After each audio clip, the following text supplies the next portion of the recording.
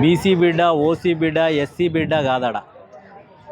ఎవరికైనా కానీ పాలన మంత్రిగా ఉన్నప్పుడు, ఒక ఎమ్మెల్యేగా ఉన్నప్పుడు పరిపాలన ఎలా ఉండాలి, మంత్రి అనేది ఎలా ఉండాలా, ఒక ఇంట్లో మనము ఎలా మంత్రి అన్నప్పుడు ఇంటిని చక్కదిద్దాల ముందు.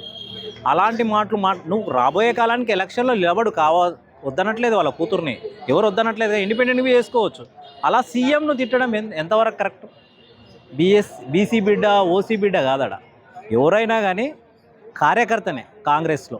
ఇప్పుడు పోస్ట్ ఉన్నది, రేపు పదవిలో ఉన్నా లేకపోయినా కానీ కాంగ్రెస్ అని అంటాం. కానీ ఇప్పుడు ముఖ్యమంత్రి స్థాయిలో ఉన్న ఒక కార్యకర్త అలా తిట్టడం మంచిదా? అది ఒక మంత్రిగా బిడ్డే.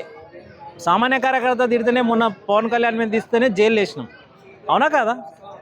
అలా తిట్టడం మంచిదా? నీకేమన్నా ఉంటే చోలో పోయి చెప్పు, చెడు ఉంటే చోలో పోయి చెప్పు, అవును ఇలా జరుగుతుంది. మంచి ఉంటే ప్రజల ముందుకు వచ్చి చెప్పు.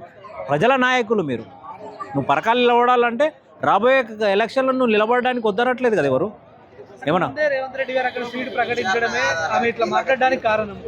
సో 80 ఏళ్ళు ఉన్న వ్యక్తికి మళ్ళీ సీట్ ప్రకటించడం ఏంటి అని కూడా కొంతమంది అంటున్నారు. ఇప్పుడు నేనేమంటున్నా, 80 ఏళ్ళు ఉన్నాయో 100 ఏళ్ళు ఉన్నా, ఆయన ప్రవర్తన బాగుందంటే ఆ ప్రవర్తన బట్టి ఏ పార్టీ అయినా ఇవ్వవలసిందే, అవునా కాదా? ఇప్పుడు 16 ఏళ్ళలో తీసుకొచ్చి 21 ఏళ్ళలో తీసుకొచ్చి నీకు ఏం లేకున్నా కానీ ఇప్పుడు నీకు ఈరోజు కొండా సురేఖ గారికి ఎక్కడి నుంచి వచ్చింది? ఇప్పుడు ఒక కాంగ్రెస్ పార్టీ నుంచే కదా పేరు వచ్చింది, అవునా కాదా? మా అమ్మ డాడీ వాళ్ళనే అక్కడ ఆయన గెలిచిండు, ఈ టికెట్ ఇప్పుడు నాకే కావాలంటుంది. కొండా మురళి వల్లనే ఆమె గెలిచిండు అని చెప్పి చెప్తున్నారు. కొండా మురళి వల్ల గెలిస్తే మరి ఆ రోజే తీసుకోవచ్చు కదా, మరి ఈరోజు మరి ఆ రోజు ఎందుకు రాలేదు? ఇప్పుడు ఆశ అనేది పెరిగిందా మనిషికి? మా మమ్మీ మంత్రిగా ఉంది, రాబోయే కాలం నేను మంత్రి కావాలంటే నువ్వు నిలబడు, పోటీ నిలబడు. వద్దన్నారా ఎవరన్నా? నిలబడతారు, రెబల్స్గా నిలబడతారు కదా, నిలబడినీకు వద్దన్నా. నువ్వు అలా ఒక ముఖ్యమంత్రిని తిట్టడం అంటే నీది ఏం తప్ప కారా? ఇప్పుడు మంత్రి హోదాలో ఉంది మీ మమ్మీ, నువ్వు నిలబడతా అంటే నిలబడు, నీకు వద్దనట్లేదు కదా, ఇండిపెండెంట్ నిలబడు. వద్దన్నారు ఎవరన్నా? బీసీ నాయకులు కూడా మా బీసీ లీడర్ ఎట్లా చేస్తారు, రాజగోపాల్ రెడ్డి లాంటి వ్యక్తి ఎన్ని చేసినా ఎందుకు చేస్తే ఊరుకోమంటున్నారు. ఏం చేసిండు? స్టేట్మెంట్ ఇచ్చిండు, రాజగోపాల్ రెడ్డిని ఏం చేయరు, ఈవిడ మాత్రం ఎందుకు అట్లా అని. రాజగోపాల్ రెడ్డి ఏం చెప్పాడు? సీఎంని మనం తిట్టాడా? కాంగ్రెస్ వ్యతిరేకంగా మాట్లాడినాడు. ఆయన మాట్లాడాడు, నాకు పార్టీ కావాలి, నా కార్యకర్తలకు నా నియోజకవర్గానికి నిధులు కావాలన్నాడు. మంత్రులు ఎమ్మెల్యేలు కూడా స్కాన్ చేస్తున్నారు అన్నట్టు. అది ఏదో వక్రీకరించారు, ఆయన అలా అనలేదు. ఇప్పుడు వాళ్ళ అన్న మంత్రిగా ఉన్నాడు, ఏమన్నా చేస్తున్నాడా? మంచిగా ఉన్నది కదా. ఇప్పుడు నువ్వు స్కాములు చేస్తే ఈ 2.5 ఏళ్ళలో కావచ్చు కదా, ఏమని చెప్పొచ్చు కదా ఇదివరకు అలా. మరి అలాంటి ఏం కాలేదు కదా స్కాములు. కావాలని టీఆర్ఎస్ వాళ్ళు, బీఆర్ఎస్ వాళ్ళు కావాలని బురద చల్లుతున్నారు. ఆ స్కామ్, ఈ స్కామ్ ఇప్పుడు ఏం చెప్పలేకపోతున్నారు వాళ్ళు. ఈ స్కీము రాలేదు అని చెప్పలేని పరిస్థితులు ఉన్నారు వాళ్ళు. ఇప్పుడు అన్ని స్కీములు ఇస్తున్నాడు కాబట్టి ఏదో ఒకటి బురద చల్లాలా, వాళ్ళకి ఏదో ఒకటి ఉండాలా, అంతే తప్ప అలాంటిది ఏం లేదని నేను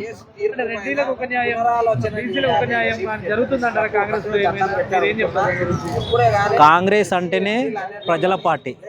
రెడ్డిలకు ఒక న్యాయం, బీసీలకు ఒక న్యాయం, ఎస్సీలకు ఒక న్యాయం, మైనార్టీలకు ఒక న్యాయం. కాంగ్రెస్ పార్టీలో అక్కడ ఎక్కడ ఉండదు. చేరేసినప్పుడు రెడ్డికి ఒక సీటు, బీసీకి ఒక సీటు అని కింద కూర్చుని పెడుతుర్రా ఎక్కడన్నా? అలాంటిది ఉందా కాంగ్రెస్ పార్టీలో? మరి ఎక్కడన్నా పోతే కదా మీటింగ్లలో రెడ్డికి ఒక సీటు, బీసీలకు ఒక సీటు, ఓసీలకు ఒక సీటు, ఎస్సీలకు ఒక సీటు అని కింద కూర్చునబెట్టట్లేదు. అందరికీ సరి సమానంగా చూసే పార్టీ ఏది ఉందంటే ఈ దేశంలో కాంగ్రెస్ పార్టీ అని మేము అనుకుంటున్నాం. అంటే ఇప్పుడు నా బిడ్డ చేసిన వ్యాఖ్యలకు నాకు సంబంధం లేదు అని చెప్పి ఆమెనే స్టేట్మెంట్ ఇచ్చినట్టయితే తెలుస్తుంది. ఏదైతే మీరు ఏం చెప్తారు? సంబంధం ఉన్నట్టు. ఇప్పుడు ఎవరి కూతురు ఆమె?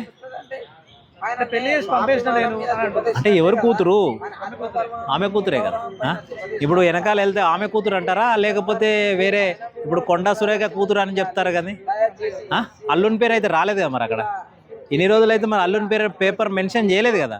కొండా సురేఖ కూతురు కాబట్టి ఈరోజు ఇలా మాట్లాడింది. క్రమశిక్షణ చర్యలు కంపల్సరీ తీసుకుంటుంది, అది కంపల్సరీ. అది ఎవరికైనా కాంగ్రెస్ పార్టీలో ఎంత పెద్ద లీడర్ అయినా కానీ కంపల్సరీ కఠినమైన నిర్ణయాలు ఉంటాయని మేము అనుకుంటున్నాం.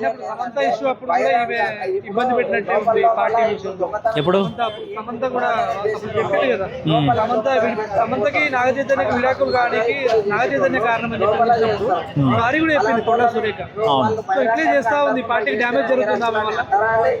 ప్రజలు తెలుసుకుంటారు, పార్టీ నాయకత్వం తెలుసుకుంటుంది, క్రమశిక్షణ కమిటీ ఉంటుంది.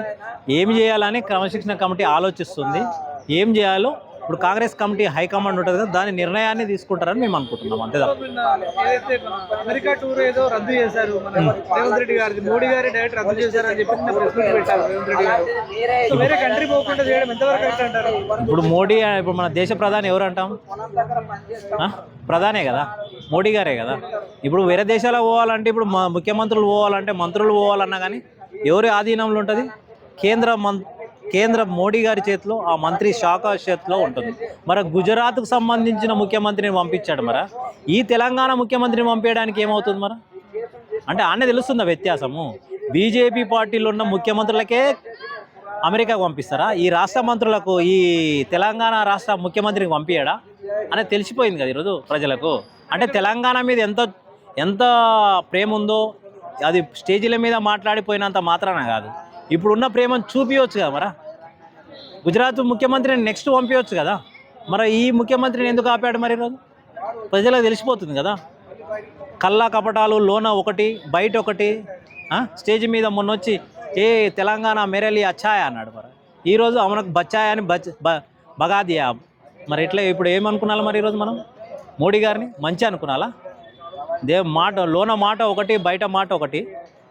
అంత కుటిలమా తెలంగాణ మీద? అంత దేశ ద్రోహమా ఇప్పుడు అన్నట్లుంది కదా మన రాష్ట్రం మీద? ఎందుకు చేయలేకపోతారు? 8 మంది ఎంపీ, పర్సనల్ పని మీద పోతుండు రాష్ట్ర రాజకీయాలు అంటే 8 మంది ఎంపీలు ఉన్నారు. మన రాష్ట్ర ముఖ్యమంత్రే కదా. మరి ఆ ఎంపీలు మరి చెప్పొచ్చు కదా. కేంద్ర కిషన్ రెడ్డి గారు ఉన్నారు, బండి సంజయ్ గారు ఉన్నారు. మన రాష్ట్రం గురించే పోతున్నారు కదా. మరి చెప్పలేకపోయారు. మరి ఎందుకు ఎంతవరకు ఏ ముఖ్యమంత్రికి ఇట్లాంటి అవమానం జరగలేదు? మరి ఎందుకు జరిగింది మరి ఈరోజు?